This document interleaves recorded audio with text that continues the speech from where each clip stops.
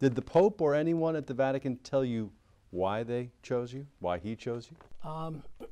No, the Apostolic Nuncio, Archbishop Christophe Pierre, called me on Monday, the 25th of March, and he began by saying, there are new bishops today. And I knew that on that day, the two new auxiliaries for the military ordinariate were being ordained bishops on that Monday, the 25th. So I said, oh, I know that's going to take place in Washington at the National Shrine. And he says, no, there's a new bishop for the Archdiocese of Washington, and it's you. What was your reaction? Well, I was stunned. There had been rumors, Russ, but everybody has been rumored over the course of a period of time. I really didn't anticipate it. No Archbishop of Atlanta has ever been transferred. This has been a terminal diocese. People either retire from Atlanta or they die here in Atlanta. So this wasn't something that I had thought would happen. Also my age, I'm 71. Right, 4 years from potential retirement from the golf course, and now you're taking on the most difficult job of your life, it seems like. Well, you have to submit your letter of resignation at 75, but then the Holy Father is free to accept it or to delay it for a period of time. So we'll cross that bridge when we get to it. Okay. It's an exciting thing. I mean, you are going to be the first African-American Archbishop of a major U.S. diocese, and ultimately, most likely, God willing, the first African-American Cardinal from the United States. What does that mean to you, to the Church, to the African-American community? Well, first of all, I have to take things one step at a time. When I was a younger bishop, I had a spiritual director who said, Wilton, life is best eaten one bite at a time. So I will take things step by step. Obviously, it's a moment, it's a consequential moment for the African American Catholic community, particularly in the Archdiocese of Washington. I hope that one of the things that my appointment says to Catholics everywhere, African American, Hispanic, European, is that the Church truly is universal, truly is an open family of faith. I know that the African American community, I've had lots of emails and letters and texts congratulating me, and I accept that as a sign of the affection and the support that is there for me. Yeah. During your announcement last week, you mentioned that this moment is fraught with challenges. Obviously, tops among them the recent resignation of Cardinal World, the defrocking of Cardinal McCarrick. How do you restore trust after that? Well, I think the first thing is, and I tried to say this in the press conference, you have to tell people the truth. They have to know that what you say is what you really believe and what you know to be the truth.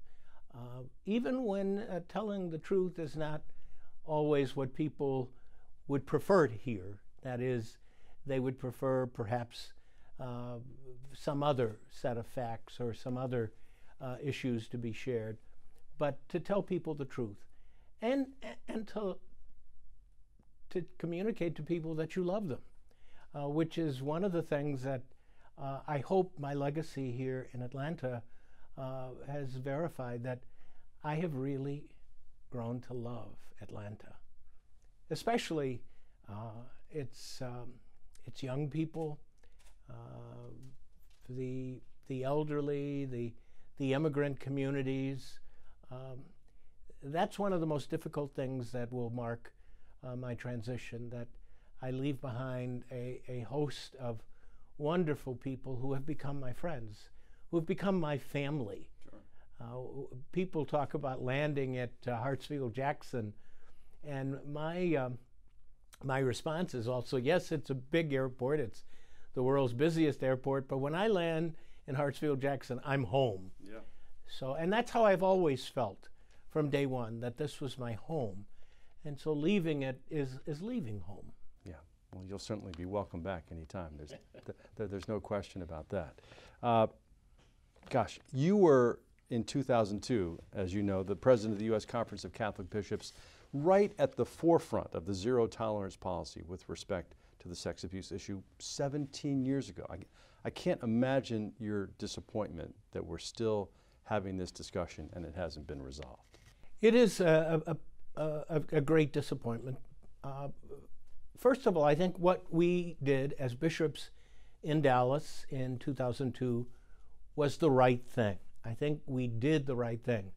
Unfortunately, there were other things that needed to be addressed. For example, how were the bishops themselves, how were we as bishops to be held accountable for our behavior, certainly our own criminal behavior in abusing any children, but also how were we to be held accountable in not responding properly when we learned of allegations on the part of clergy. So it didn't go far enough, and it also didn't look back. Dallas and the Charter are actions that are focused on tomorrow. Right. And from everything that we've been able to see, it worked. The question of clerics who were accused of a credible allegation of sexual abuse of minors were removed. And the decline in that kind of behavior has been precipitous and documented. So Dallas, on one level, did work, but there's more work to be done. And that's what we're grappling with right now. Yeah. In a more just world, would Cardinal McCarrick have gone to jail at some point? In a more just world, if these events had been known, yes, he should have gone to jail, as should have any cleric who had harmed a child. We as bishops, as clerics, like to focus on the fact that it's a sin, that it is, but it's also a crime. Yeah. And crimes are adjudicated in a court of law. That's one of the things that we still are grappling with. Yeah. One more question on the subject, I promise. How has this sort of moral disaster for the church affected your own faith in the church as an institution? Well, first of all,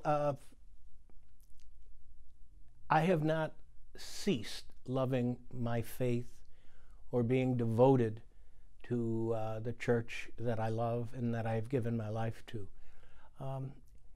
I like to compare it, and all comparisons limp, all comparisons are inadequate, to a married man who has run into a situation in his own marriage that has challenged him. Maybe it's the health of a spouse.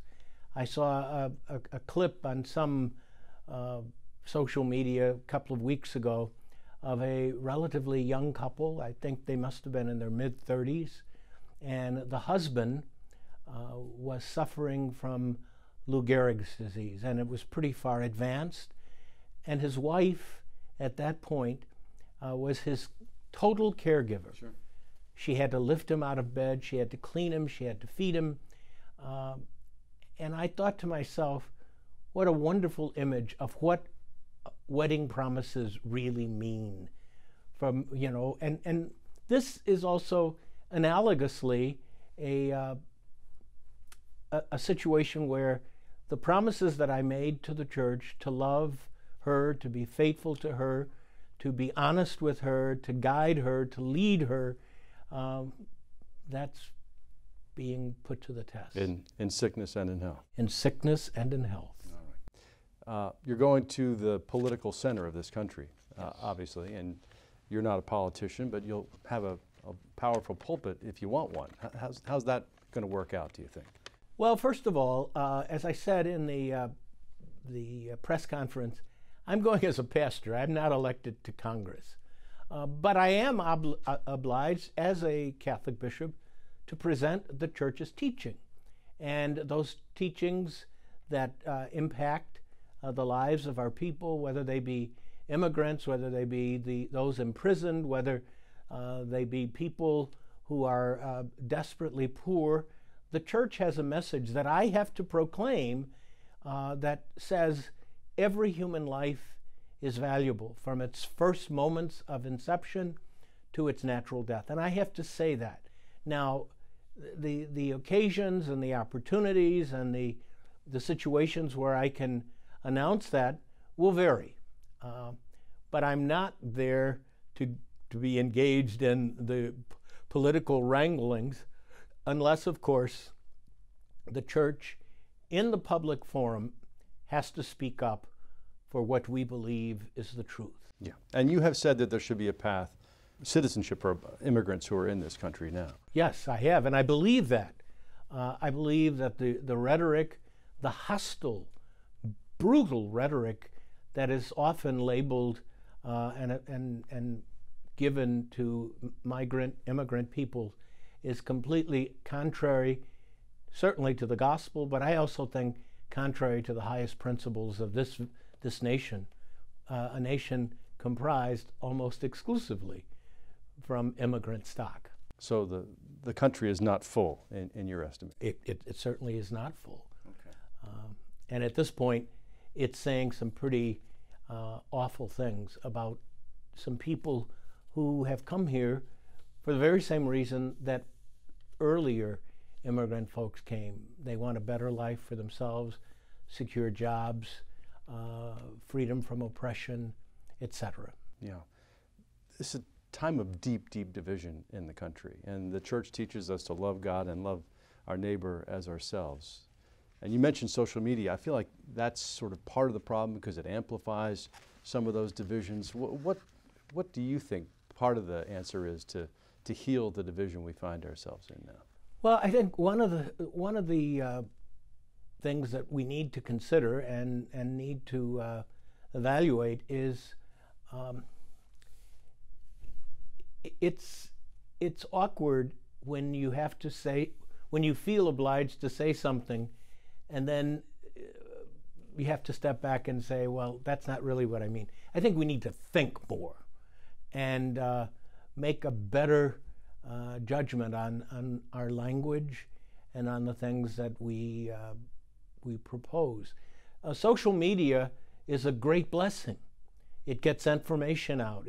It can connect people, but at times it can also be the very vehicle that enrages people, right. Especially personalities that are disordered and brings them to a level of violence that stuns and shocks all of us. Well, Archbishop, you will be missed by all of us. Thank you so very much, Russ. And we wish you all the best. Thank you very, very much.